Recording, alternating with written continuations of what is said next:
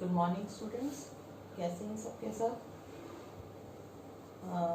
उम्मीद करती हूँ कि you are getting good information. बहुत अच्छे से आप घर में रह रहे हैं और सब कुछ फॉलो भी कर रहे हैं और घर का ध्यान भी रख रहे हैं। तो आज जो हमने लेसन करना है वो हम इसका सेकंड पार्ट करेंगे। बुक नंबर 2 इंडिया की माइग्रेशन। ये आपका ऑलरेडी जो नेक्स्ट चैप्टर है सेकंड बुक का second chapter migration types causes and consequences, जिसमें हमने already we have discussed types and consequences, type and causes, और आज हमने कॉन्सिक्वेंसेस को डिस्कस करना। ओके, तो इसमें थोड़ा सा हम पीछे चलते हैं। थोड़ा सा मैं उसको चाह रही थी कि भी आपको रिवाइज करवा दूं क्या है इसकी।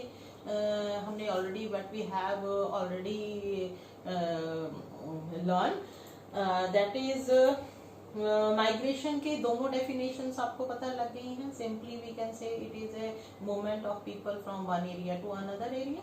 ठीक है, प्रवास जब एक मनुष्य एक जगह से दूसरी जगह जाता है या ग्रुप्स में करता है उसको माइग्रेशन कहते हैं। इसके आगे आपने माइग्रेशन के बारे में कुछ फैक्ट्स जो हैं ये मैंने आपको बताए थे। फिर उसके बाद है जो नेक्स्ट टॉपिक था, migration is global, all over world जो है माइग्रेशन हो रहा है। कहीं एक स्पेसिफिक जगह में ऐसा नहीं है कि कुछ ही स्पेसिफिक जगह में माइग्रेशन हो रहा हो या किसी स्पेसिफिक कंट्रीज में हो रहा है, ऐसा नहीं है। ऑल ओवर वर्ल्ड जो है माइग्रेशन हो रहा है। अब टाइप्स ऑफ माइग्रेशन में देखिए, internal migration, these are the some types of migration था। इसके बाद है trends in migration. Trends in migration में जो इंडिया के डिफरेंट पार्ट्स हैं, कैसे कैसे वहां पर माइग्रेशन हुआ है उसके बारे में आपने पढ़ा है। फिर इसके बाद सेंसेस के बारे में पढ़ा है कि हम माइग्रेशन में अकॉर्डिंग टू इंडियन सेंसेस क्या क्या चीजों को रिकॉर्ड किया जाता है। इसके बाद है the 2 basis of enumeration migration in senses. ये 2 मेन पॉइंट्स हैं जिसमें जो सेंसेस है वो उसमें माइग्रेशन को इस तरह से लाइफ टाइम माइग्रेंट और migrant by place of last residence के अकॉर्डिंग देखा जाता है।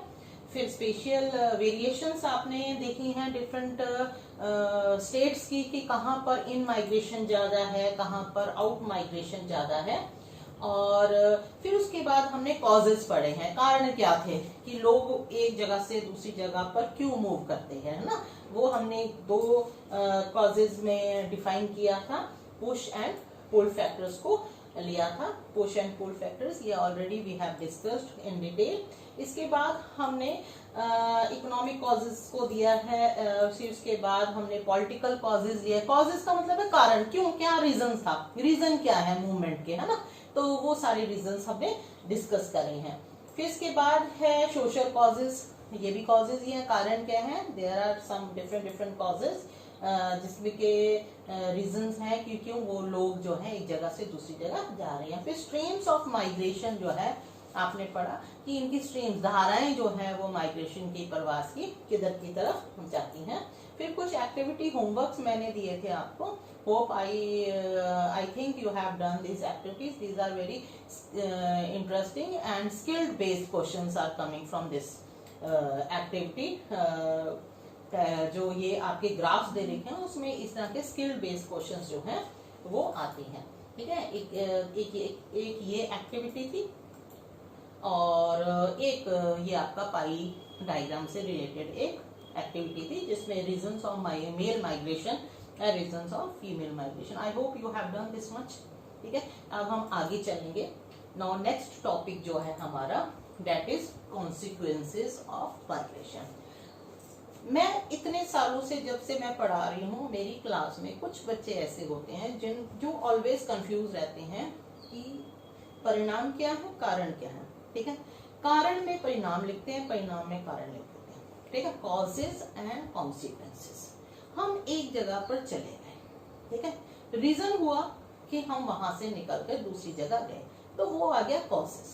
पुश एंड पुल फैक्टर्स हो गए। ठीक, आप इस चीज को ध्यान रखना। पुश एंड पुल फैक्टर जो है वो रीजंस है एक जगह से मूवमेंट के। अब जब आप उस जगह से दूसरी जगह चले गए, ठीक है, तो वहां पर क्या परिणाम हुए, उस जगह पर क्या परिणाम है, at the point of origin and at the point of destination. Clear है कि कहां पर उसके कॉन्सिक्वेंसेस क्या हुए। जब आप एक जगह से दूसरी जगह चले जाते हैं तो जिस जगह से आए हैं वहां पर क्या इफेक्ट्स पड़े, ठीक है, और जब आप दूसरी जगह पर पहुंच गए तो वहां क्या इफेक्ट्स पड़े। तो दीज आर कॉल्ड कॉन्सिक्वेंसेस, यानी कि परिणाम, इफेक्ट्स, ठीक है, प्रभाव क्या पड़े, है ना। दीज आर मोस्टली जो इफेक्ट्स हैं, they can be positive, they can be negative, ठीक है। अब ये नेगेटिव भी है, पॉजिटिव भी है, अच्छे परिणाम भी है, बुरे परिणाम भी है। जब हम कहीं मूवमेंट करते हैं तो वहां पर हमें कुछ अच्छी बातें भी मिलती हैं, कुछ बुरी बातें भी हम लोग झेलते हैं, है ना। तो दोनों तरह के इफेक्ट्स हैं जो कि हम वन बाय वन पढ़ेंगे। सबसे पहले आपका आ जाता है इकोनॉमिक कॉन्सिक्वेंसेस। अब इकोनॉमिक कॉन्सिक्वेंसेस यानी कि मोस्टली द बेसिक जो कॉज है हमारा एक जगह से दूसरी जगह जाने का, वो बेटर लिविंग है, बेटर अपॉर्चुनिटी है, बेटर जॉब अपॉर्चुनिटीज हैं, अनएम्प्लॉयमेंट के कारण लोग जा रहे हैं। तो सबसे बड़ा इफेक्ट जो पड़ता है that is economic consequences. Economic consequences क्योंकि हम नौकरी की तलाश में गए तो उसकी नौकरी मिल जाने के बाद हमारे जीवन में क्या प्रभाव पड़ा और सोसाइटी में क्या प्रभाव पड़ा।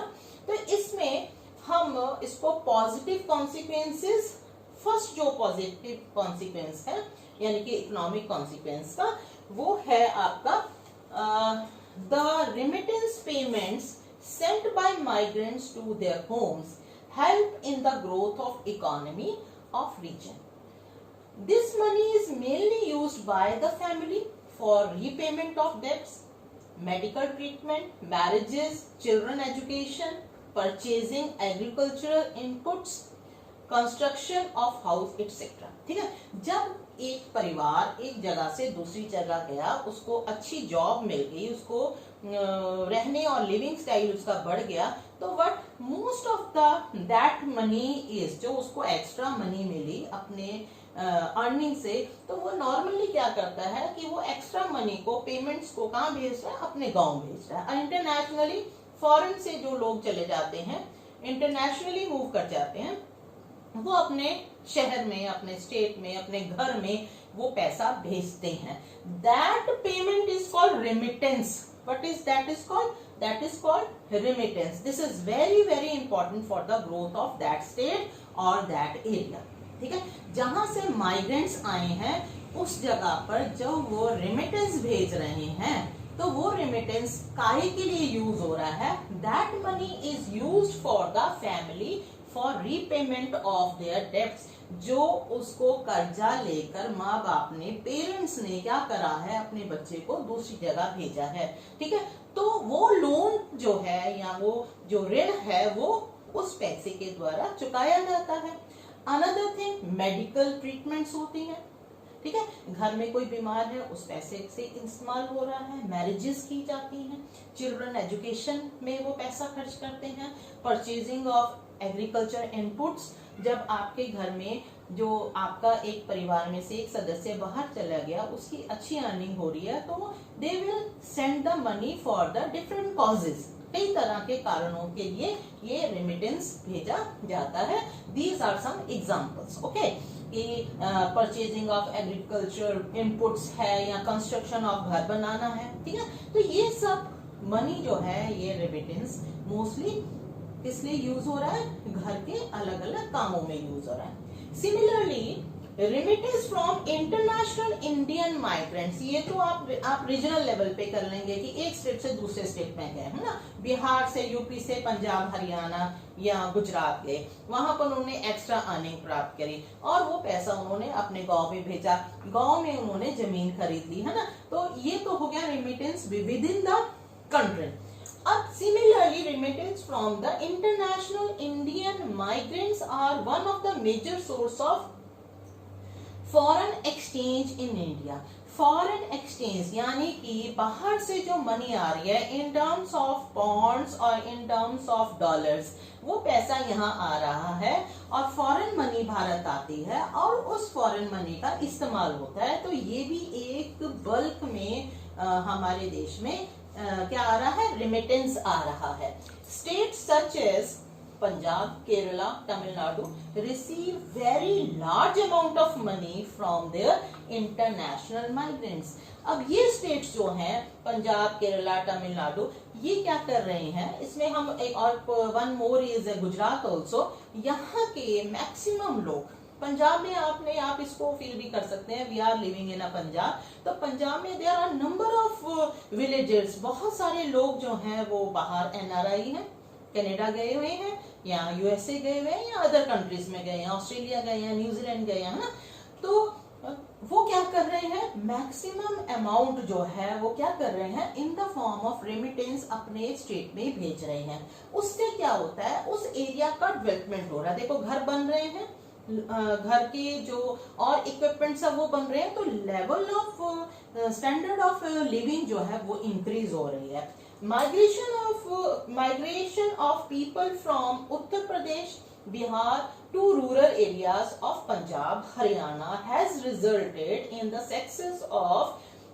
Green Revolution. This is the major reason because these migrants coming from the Bihar or coming from the Uttar Pradesh, they come to the Punjab and Haryana, और पंजाब एंड हरियाणा का जो ग्रीन रेवोल्यूशन हुआ है वो बिकॉज ऑफ दिस माइग्रेंट्स ही हुआ है। ठीक है, पंजाबी लोग जो है they go out of the country and these Bihar and UP people they migrants they come to the Punjab and Haryana. समझ में आ रही है मेरी बात? ठीक है, तो ये पंजाब में आने वाले जो लेबर्स हैं, जो माइग्रेंट्स हैं, लेबर माइग्रेंट्स हैं, ये आकर यहाँ पर खेतों में काम करते हैं, मजदूरी करते हैं और यहाँ पर आकर इन्हीं के दम पर इन स्टेट्स में ग्रीन रेवोल्यूशन जो है हुआ है। ठीक है, this is the positive effects of the this economic consequence. Now next is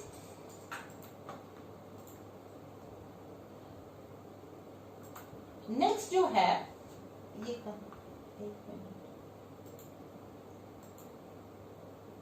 now इसमें मैं देख रही थी कि अब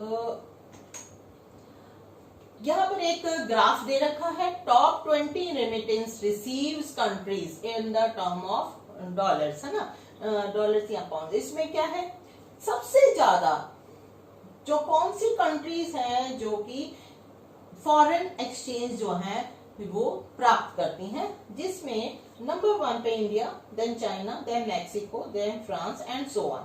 ठीक है, तो आप देखिए कि सबसे नंबर 1 पे इंडिया एंड नेक्स्ट नंबर पे चाइना, यानी कि यहाँ से maximum people they migrate from another area.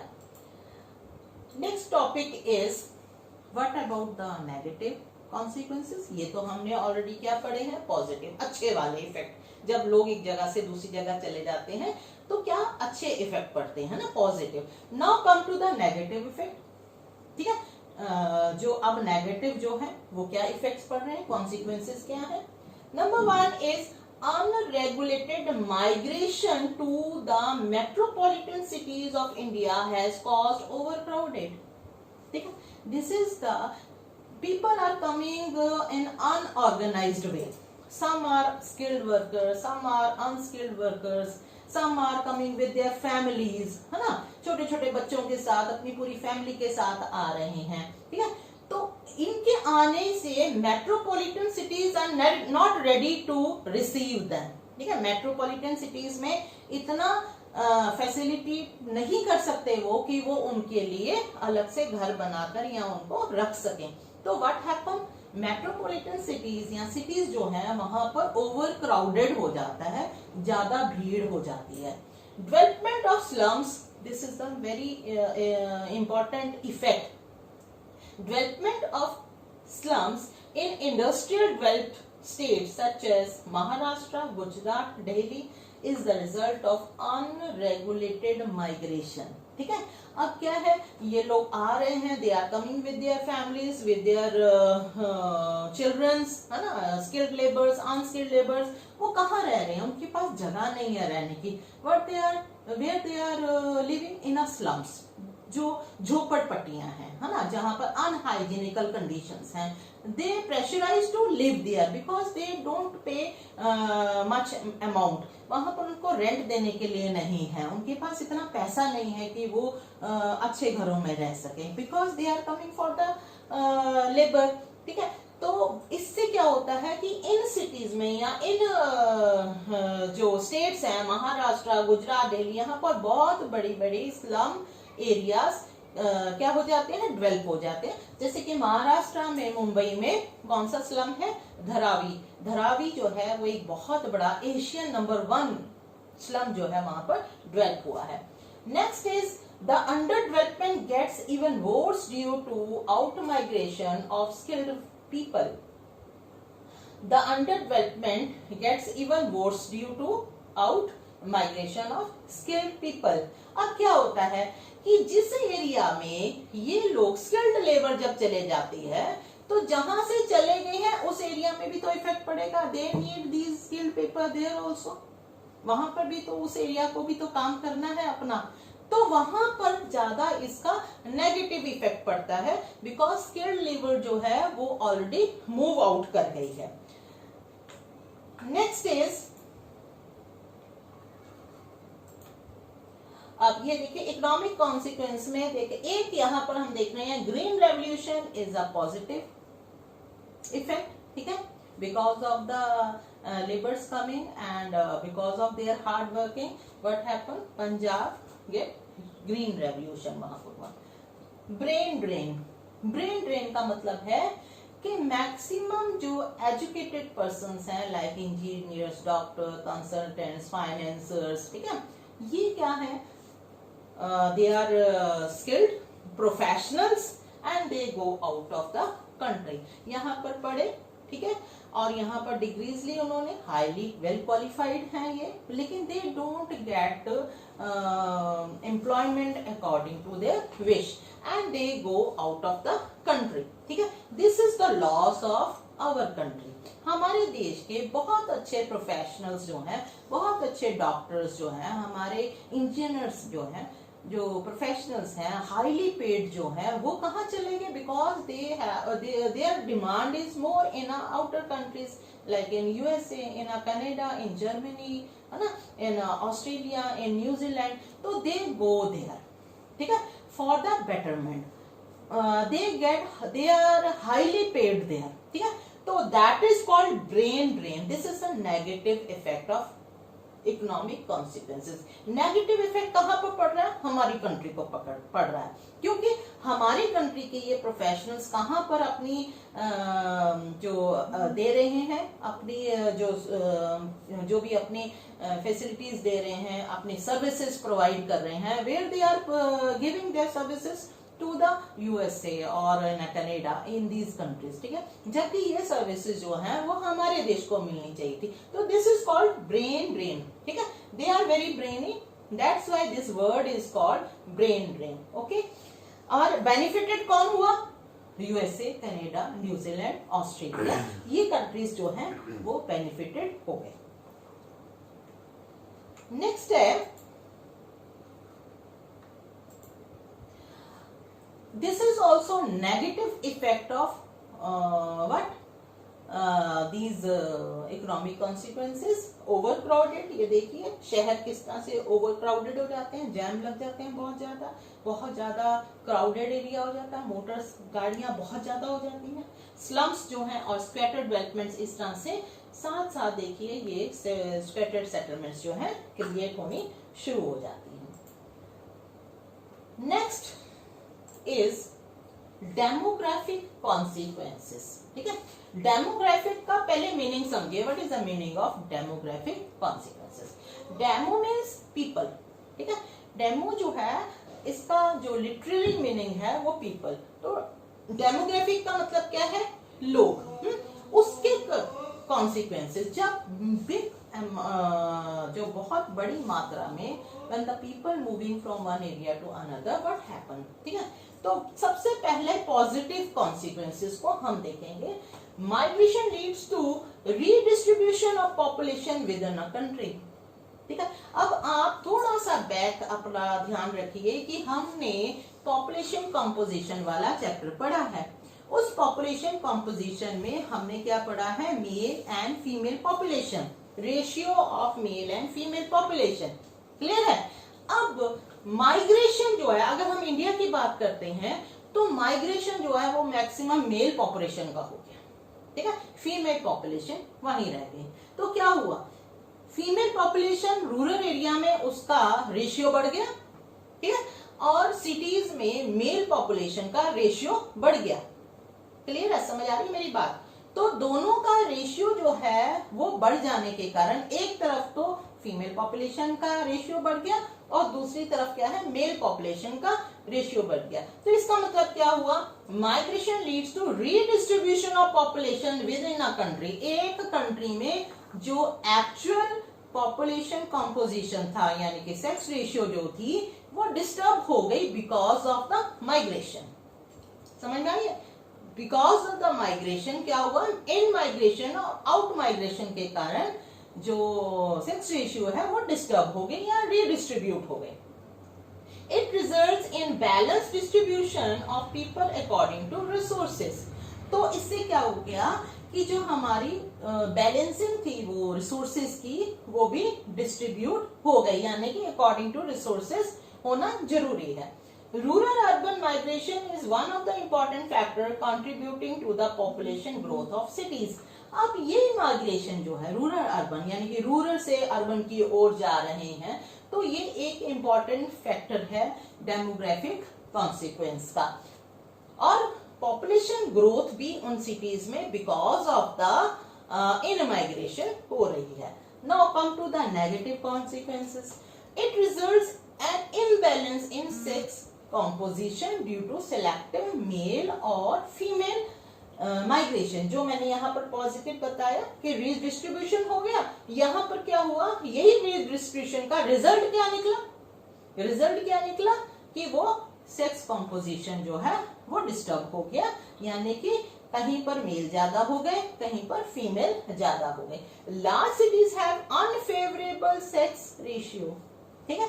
अब क्या हुआ, जो सिटीज हैं या बड़ी कंट्रीज हैं या बड़ी स्टेट्स हैं, वहां पर क्या हुआ, unfavourable sex ratio. Unfavourable sex ratio मेरे को समझाने की जरूरत नहीं है, आपने ऑलरेडी पढ़ा हुआ। अनफेवरेबल का मतलब क्या है, female population less and male population is more as compare to rural areas due to high male immigration. अब जबकि रूरल एरियाज में क्या हुआ, फीमेल पॉपुलेशन ज्यादा हो गई, है ना, उसके भी ड्रॉबैक्स हैं। Then rural areas face shortage of skilled labour या पीपल। अब क्या हुआ, जहां से स्किल्ड लेबर चले गई वहां पर स्किल्ड लेबर की क्या पड़ गई, कमी हो गई, ठीक है। और जहां पर because most of the skilled and semi-skilled people migrate to urban areas for the better opportunities। क्या होता है, शहरों की ओर गांव के लोग चल पड़ते हैं, काय के लिए, for the better job opportunities. तो क्या हुआ, रूरल एरियाज में उसका इफेक्ट जो है वो देखने को मिलता है। नेक्स्ट है सोशल कॉन्सिक्वेंस, यानी कि सामाजिक परिणाम क्या निकलेंगे। अब सामाजिक परिणाम क्या है, पॉजिटिव कॉन्सिक्वेंसेस। अब इसमें आप पॉजिटिव कॉन्सिक्वेंसेस पे देखिए, migrants act as agent of social change, ठीक है। The new ideas related to new technologies, family planning, girl education, etc. get spread from urban to rural areas through them. This is the positive effect. अच्छा effect है, जब लोग बाहर चले जाते हैं, they are adopting their culture, their ideas, some new ideas they get, और वही new ideas they implemented at their family in a village area, in a rural areas, ठीक है। Then they become an agent of social reforms, social change. गांव जो है वहां पर social changes इतनी जल्दी नहीं होते हैं, लेकिन when the maximum people come out तो वो सोशल चेंजेस कहाँ पर होने शुरू होंगे, रूरल एरियाज में। Then they become a social agents. किस तरह के वो चेंजेस करते हैं, न्यू टेक्नोलॉजीज लाकर बताते हैं कि अरे शहर में तो ऐसा होता है, शहर में तो जो है चक्की जो है वो बहुत बड़ी है, वो बिजली से चलती है, गांव में हम हाथ से चला रहे हैं, ठीक है, मिक्सी चलती है वहां पर, है ना, बड़े बड़े इंडस्ट्रीज है वहां पर बड़ी क्लीनिनेस है ना, जो आपका जो बाथरूम है, जो शौचालय है, टॉयलेट्स है, वो घर के अंदर ही है। These ideas, there are so many ideas which is told by the these people. ये न्यू टेक्नोलॉजी वहां पर डिस्कस करते हैं। फैमिली प्लानिंग सिस्टम बताते हैं कि people are have small families in urban areas, they have different benefits for that, जबकि rural areas में फैमिली प्लानिंग को फॉलो नहीं किया जाता।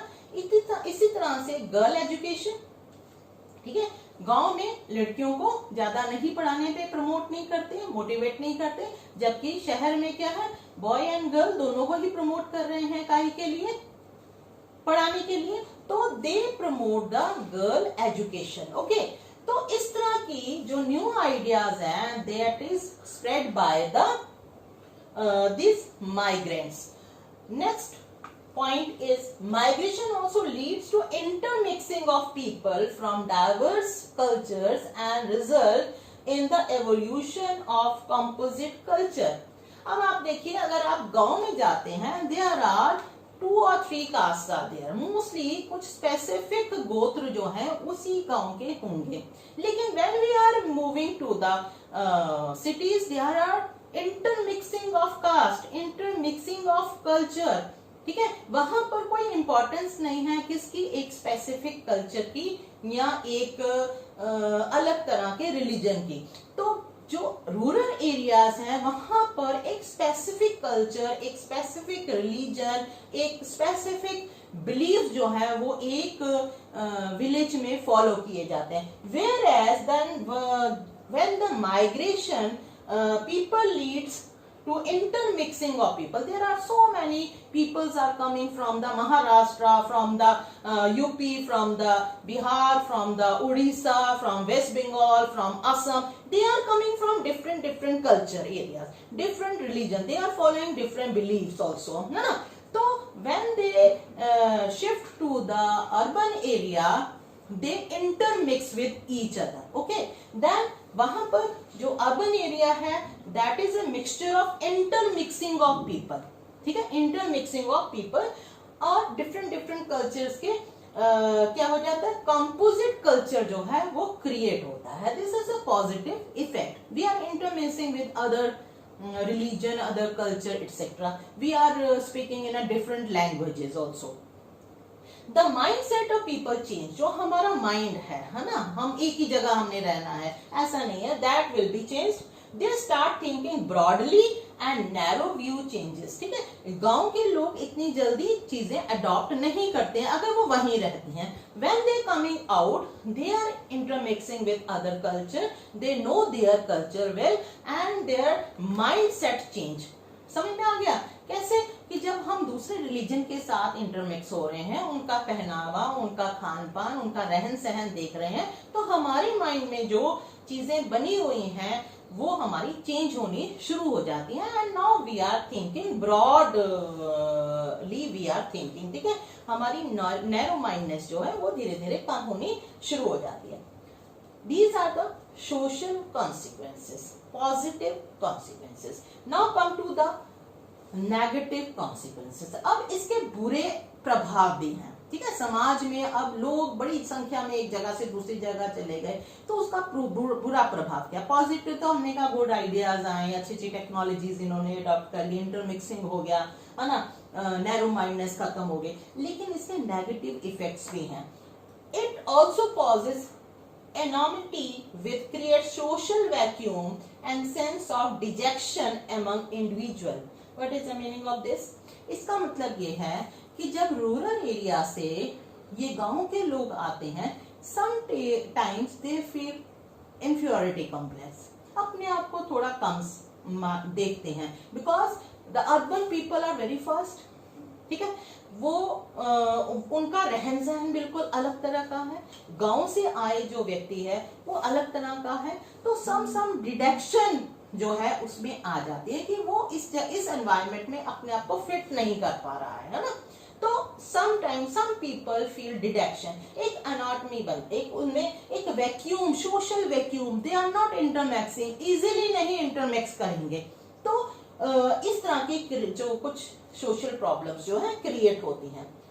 Continued feeling of detection may motivate people to fall in a trap of antisocial activities like crime and drug abuse। अब क्या है, अब ईच एंड एवरी पर्सन, हर एक माइग्रेंट तो ऐसा नहीं है कि वो डिटेक्शन फील कर रहा है, वो आइसोलेटेड सा फील कर रहा है, वो अलग सा फील कर रहा है, ऐसा नहीं है। So many migrants they intermix easily, but some of the migrants जो अपने आप को वहां पर उस माहौल में ढाल नहीं पा रहे हैं, they are not intermixing themselves in a new environment, वो डिटेक्शन यानी कि वो अलग थलग से, आइसोलेटेड से बनते चले जाते हैं ना। तो वो isolated persons, they are more dangerous sometimes because of their loneliness, they may trap of anti social activities, या ऐसे लोगों की संगत में आ सकते हैं जो एंटी सोशल हैं, ठीक है, and they fall in drug abuse और क्राइम ऑल्सो, ठीक है, और वो क्या करेंगे, ड्रग्स भी लेना शुरू कर देंगे, ठीक है, उनके ऐसे फ्रेंड्स बन जाएंगे कि अरे भाई तुम अकेले क्यों बैठे हो, आ जाओ बाहर चलते हैं, हम ये पी लेते हैं, हम ये ड्रग ले लेते हैं, हम ये नशा कर लेते हैं, and they trap into a drug abuse, and after this is the first step of when they become a drug abuse, they can indulge in any crime, ठीक है, किसी भी अपराध में शामिल हो सकते हैं। This is the very very important social negative cause, इसीलिए बड़े शहरों में क्राइम्स भी ज्यादा देखने को मिलते हैं। समझ में आ गया, ठीक है, this is the social negative effect या consequence. Next is migration effect the women more, ठीक है, in the rural areas male selective out migration leaving their wives behind put extra physical as well as mental pressure on the women which increase their vulnerability। अब इसका मतलब क्या है, what is the meaning of this?